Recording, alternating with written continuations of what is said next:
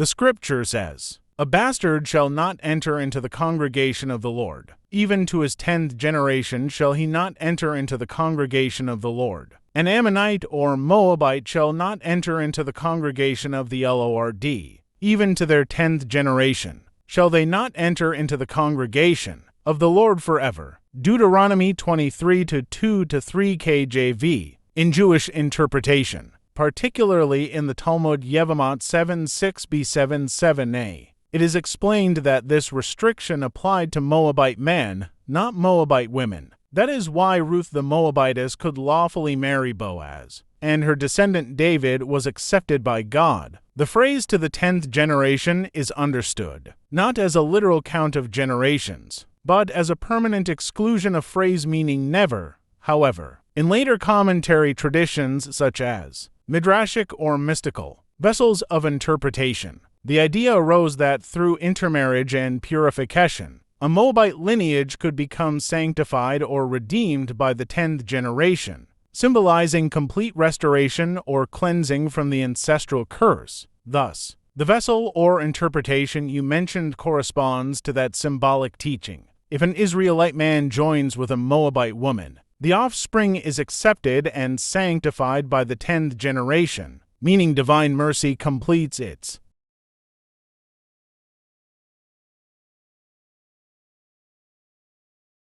3. The Moabite. Between 8:09 to 9:08 a.m., 1033 to 1017 BC, 1. When the feast of Passover came, on the 15th of the first month, a Moabite shepherd came to David and talked with him, saying, "My lord the king, you have known that I, your servant, have been loyal to Israel from my youth, and now take me away from dwelling among uncircumcised people and circumcise the flesh of my foreskin to take away my reproach, so that I can sit among your people." 2. And David said, "The Lord does not want your people," and he commanded, "An Ammonite or a Moabite shall not enter into the assembly of the Lord forever." Deuteronomy 23:3. And we cannot seek your peace nor your prosperity, but how can I help you today? 3. The servant answered, "Is it not it true that Ruth was of our people, and you are one of her children and descendants, and the Lord has chosen you and your descendants forever?" For then said he,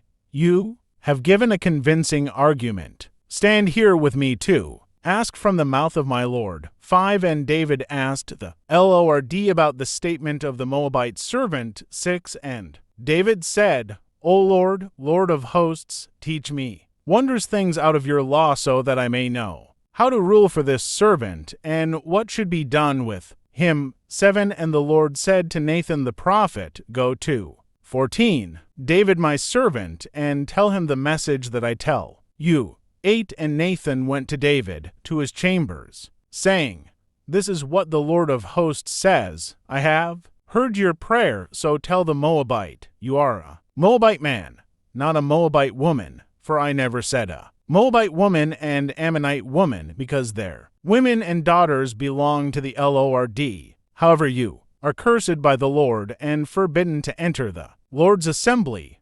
9. When the Moabite heard the message of the Lord, he cried out and exclaimed, "I am forbidden from entering the assembly of the Lord." 10. And the king took him and appointed him a shepherd among David's shepherds, and he was there until the 3rd year of the reign of King Solomon. Then he died. 11. And he had a daughter whose name was Sapphira. She had a beautiful form and was very fair to look upon. King Solomon took her to be his concubine, and she found grace and favor in his sight more than all the other concubines, and she became the chief of the concubines' residence. 12. And this became the statute in Israel forever.